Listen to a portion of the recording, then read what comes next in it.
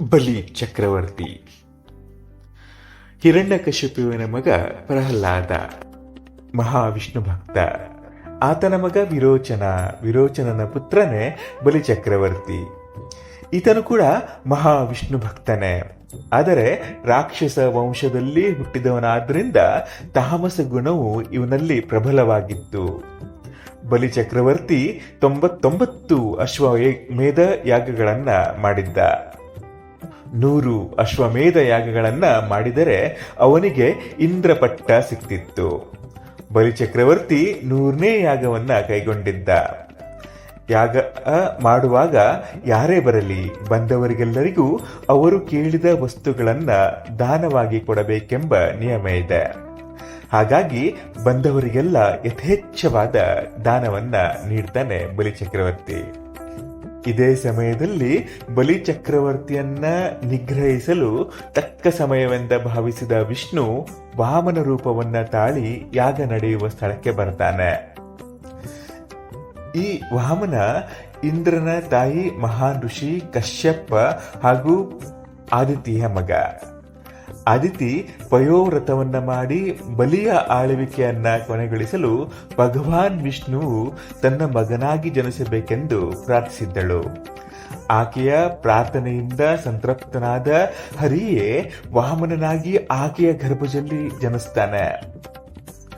ವಾಮನ ದೇವನು ಒಟ್ಟುವಿನ ವೇಷದಲ್ಲಿ ಬಲಿಯ ಯಾಗಶಾಲೆಗೆ ಬರ್ತಾನೆ.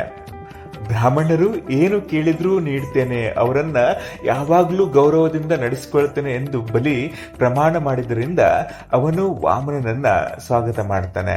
ಬಲಿ ಚಕ್ರವರ್ತಿ ತಮಗೇನು ನೀಡಬೇಕೆಂದು ವಾಮನನಲ್ಲಿ ಕೇಳಿದಾಗ ವಾಮನನು ನನಗೆ 3 ಹೆಜ್ಜೆ ಜಾಗ ನೀಡಿದ್ರೆ ಸಾಕು ಅಂತ ಹೇಳ್ತಾನೆ. ಇದನ್ನು ಕೇಳಿದ ಬಲಿಯು ನಗುತ್ತಾ ವಾಮನನಿಗೆ ಆತ ಕೇಳಿದ್ದನ್ನ ಕೊಡಲು ಒಪ್ತಾನೆ. ವಾಮನನು ಕೇಳಿದ್ದನ್ನ ಬಲಿ ಕೊಡಲು ಮುಂದಾದಾಗ ಶುಕ್ರಾಚಾರ್ಯರು ಅವನನ್ನ ತಡೆದು, ಈ ವಟು ಬೇರೆ ಯಾರೂ ಅಲ್ಲ, ದೇವತೆಗಳಿಗೆ ಸಹಾಯ ಮಾಡಲು ಬಂದಿರುವ ಮಹಾವಿಷ್ಣು. ಆದುದರಿಂದ ಅವನಿಗೆ ಏನಾದರೂ ಧನ ಕನಕಗಳನ್ನ ಕೊಟ್ಟು ಕಳುಹಿಸು ಅಂತ ಹೇಳ್ತಾರೆ.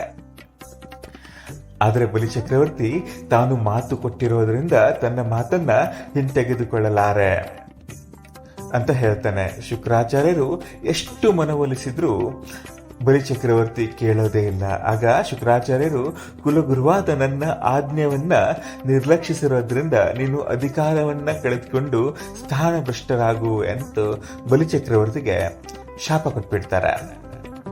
ಆಗ ವಾಮನರು ಇದ್ದಕ್ಕಿದ್ದಂತೆ ಗಾತ್ರದಲ್ಲಿ ದೊಡ್ಡದಾಗಿ ಬೆಳೆದು ತ್ರಿವಿಕ್ರಮರಾಗ್ತಾರೆ. ಮೊದಲ ಹೆಜ್ಜೆಯಲ್ಲಿ ಅವರು ಭೂಮಿಯನ್ನ, 2ನೇ ಹೆಜ್ಜೆಯಲ್ಲಿ ಸ್ವರ್ಗವನ್ನ ಆವರಿಸ್ಕೊಳ್ತಾರೆ.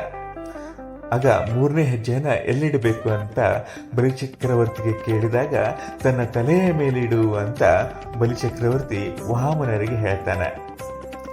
ಆಗ ವಾಮನ ಬಲಿ ಚಕ್ರವರ್ತಿಯ ತಲೆಯ ಮೇಲೆ ಕಾಲಿಟ್ಟು ಆತನನ್ನ ಪಾತಾಳಕ್ಕೆ ತಳ್ತಾರೆ. ಮತ್ತೆ ಬಲಿಯ ಭಕ್ತಿಗೆ ಮೆಚ್ಚಿದ ಭಗವಾನ್ ವಿಷ್ಣು ಬಲಿಗೆ ಹೀಗೆಂದು ವರ ಕೊಡ್ತಾರೆ, ನೀನು ಪಾತಾಳ ಲೋಕವನ್ನ ಶಾಶ್ವತವಾಗಿ ಆಳುವೆ ಮತ್ತು ಮುಂದಿನ ಇಂದ್ರನಾಗುವೆ ಅಂತ. ಇದು ಬಲಿ ಚಕ್ರವರ್ತಿಯ ಒಂದು ಸುಂದರವಾದ ಕಥೆ. ಧನ್ಯವಾದಗಳೊಂದಿಗೆ ನಾನು ನಿಮ್ಮ ಪ್ರೀತಿಯ ಕಿರಣ್ ಮಂಜುನಾಥ್ ಪಾಲನ್ಕರ್.